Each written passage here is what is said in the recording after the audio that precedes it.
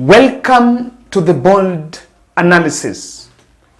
Mudavadi, the Chief Cabinet Secretary, was conducting Meet the People tour in Vihiga County earlier Saturday morning on his way to Bogungu Stadium, where a final secondary school ball games final was actually played, Bogungu Stadium.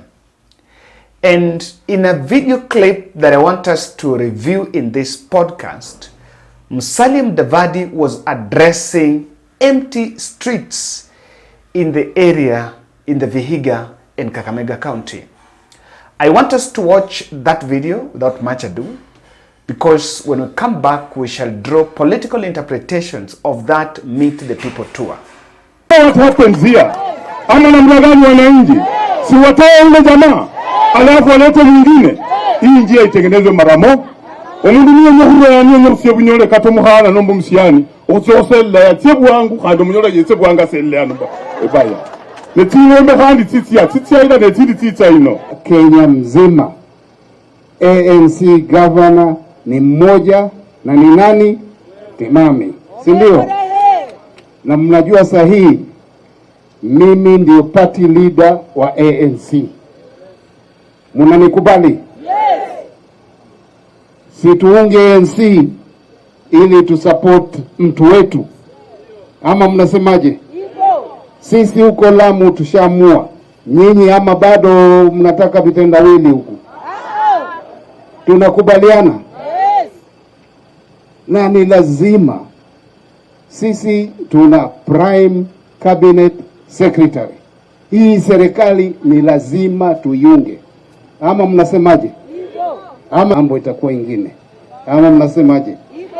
Na mimi nikiwa party leader tutatembea Kenya hii, watu wajue kuna chama kinaitwa ANC. Asanteni sana na Mungu atubariki. Haya, sumaka moholaku. Ni lazima ilipe wale jamaa. Na sasa pesa imefika over $100 million. Yani kuimarisha wewe wakati unaleta fujo, hizo pesa ambazo sasa Uganda inadai na koti inasema tulipe, itatoka wapi? Sitatoka kwa ushuru? Sinatoka kwa mfuko zetu? Sasa wanaleta fujo, wanaharibu magari, alafu serikali ya Kenya inalipa. Serikali katika ulimwengu haina pesa zake. Serikali hupata pesa kwa ushuru. Sasa badala ya hizo pesa kujenga mabarabara, hizo pesa sasa zikipatikana zitaenda kulipa deni ambayo ni ya fujo. Na ndio kwa sababu tunasema hatutaki fujo katika taifa letu. Now, there are some few observations I wanted to make.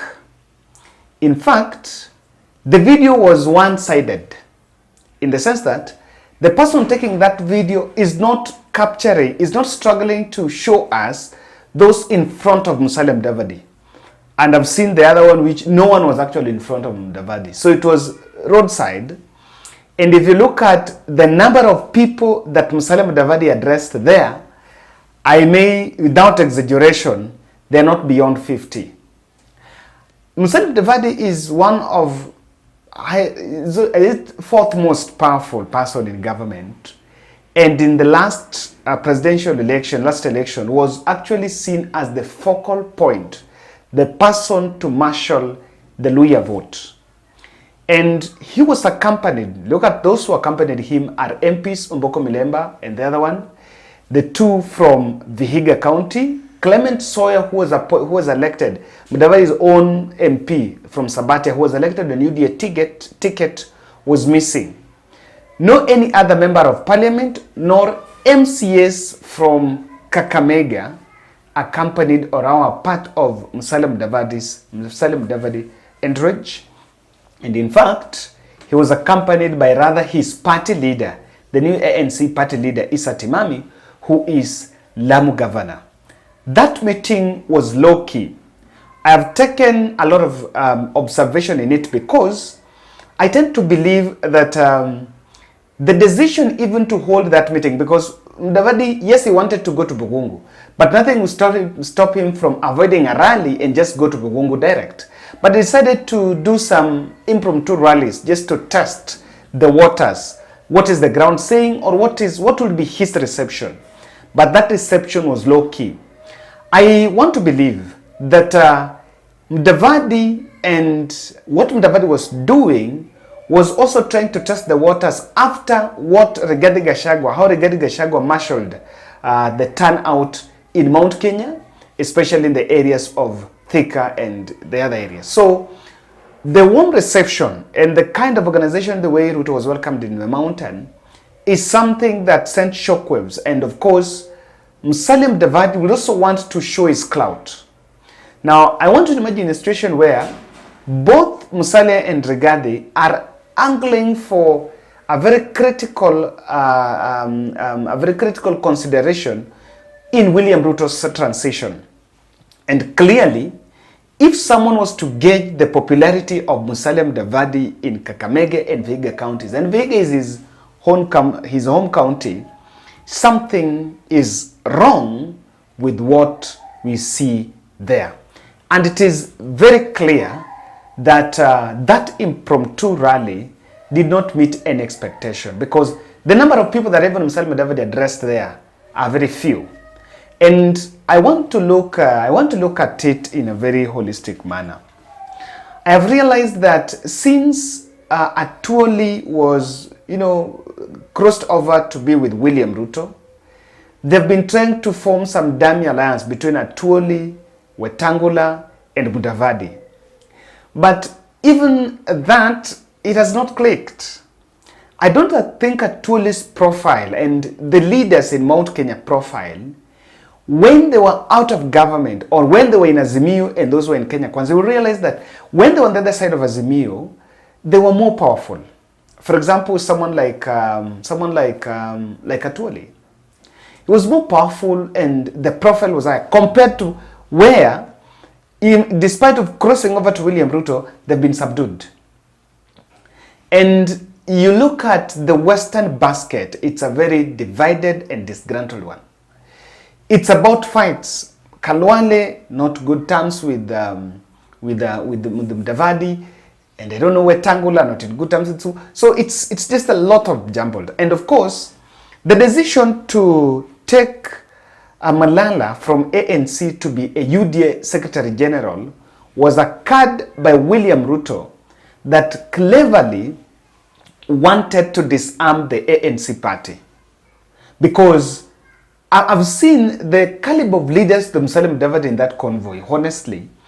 Do you want to tell me that the voters, the residents of Mbale and Vihiga would actually stop what they are doing to go and see Issa Timami, Kilifi Lamu governor? Does it have the spark? There are some things that you even look at it and you're like, now this was a real blunder.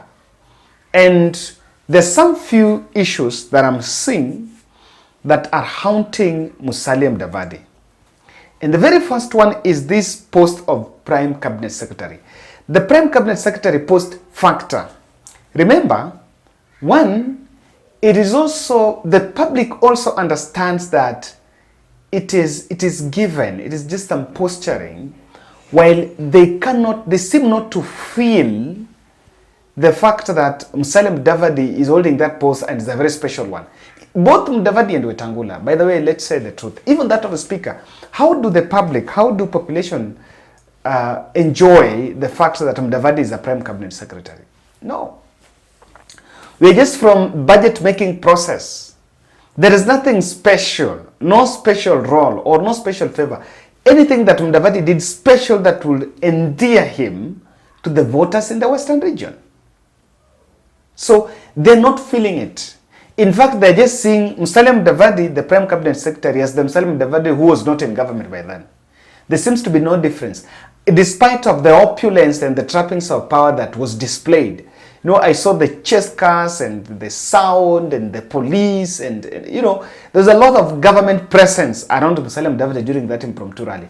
But people seem not to feel. Because there's nothing that you can see that you are touched clearly that we've gotten this because Mudavadi is Chief Cabinet Secretary. Number two, generally, the population is very hostile on Kenya Kwanza. So it doesn't matter who. And leaders like Mudavadi understand very well that the regions they come from is a region that has been impoverished for long. That's the truth, the Western region. Number two, when you talk about the cost of living and when you talk about ugali, that is the staple food for Western region. So sometimes the more, and you want to compare that with the poverty level amongst in those regions, and the most policies that are really hitting mwananchi, those areas are worst hit by even the taxes. So the population is generally hostile because they're not seeing. In fact, the leaders have all become leaning, and in fact, they are in concurrence with the administration. No one seems to be coming out to say this is wrong. So the population seems to be on their own. Someone like Mudavadi is powerful in government. And if he cannot come out, when people are suffering, but the leaders are going to public and defending, this is right, the public, they get defeated and just watch at you. They just look at you because they're seeing someone who is not fighting for their own. Mudavadi's Western grip from this Impromptu is well suppressed. And I am right to mention that he seems to have knocked himself out of William Ruto's succession politics. And for him to redeem is to come out of William Ruto's shadow. Those who want to thrive under William Ruto's shadow, even those who want to thrive under William Ruto's shadow, are using Raila's name. I look at Mount Kenya. Mount Kenya have already even endorsed William Ruto as a kingpin. But they still don't want to use the shadow of William Ruto. They still want to go to the mountain and run anti-Raila venom so that they can charge the masses against Raila. And through that, they seems to be emotionally whipping the voters. That is what people are actually doing. So Western grip is a bit suppressed.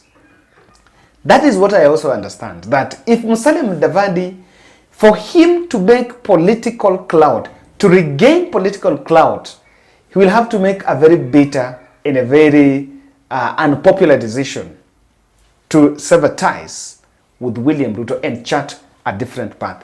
ANC party is dead. The reason why Mudavadi was even accompanied, those leaders that are accompanying him is his party leader and some other leaders there. And if these are his party, people within his party structures, and no one seems to pay attention, not even ANC, MCA, not even a single MP there, why is it that everyone has become quiet? While Chief Prime Cabinet Secretary was there. It's because Mudavadi has also become a very poor bargainer. Mgala muwe haki mpe. There is something we've always criticized Rigathi Gachagua on doing for long. And whether he's a bulldozer or not, but to the political elites like us, we make observation on a very critical basis that Mudavadi, that Rigathi Gachagua is a tribalist. But to some commoner, and allow me use this word to gag as I've been avoiding it, they see Mudavadi as a man who is a big bargainer for them. Rigathi as a big bargainer. Now there are instances I'm not seeing Mudavadi as a very strong bargainer for Western. Be it development, I am not saying. Because remember the sugar issue. Now as we speak, the sugar industry in the Western belt is almost falling. But I will one day do, probably tomorrow on Sunday, I will do an exclusive analysis on the sugar belt, on the sugar politics. Government as we speak has given some licenses to sugar barons to import sugar in the country and repackage and sell. When an effort to resuscitate the companies has only been understood or has only been defined by the administration of the day on privatizing them. And government is non-committal on reviving those sugar industries so that they remain on their own apart from just privatizing. And the privatization brought issues. I remember Khalwale is saying, on this one, we'll have to stand with our people. We are not going to sell the sugar company because the land, the Mumias sugar where it sits, is a land that was offered for the construction by our ancestors, the ancestors of the region. And I've seen Salasia even holding protest around about the sugar. The collapse of the sugar economy in the Western is something that has affected families. You will be told about people that walienda shule and they made careers through the sugar. So on this one, Mudavadi presence, the Iluya factor in government is a bit inconsequential, and that is why people have detached. I don't think he has a clout until he makes a very unpopular decision. More of saying Uhuru and Raila is not going to serve the situation. I think the son of Hannah would get that. Thank you.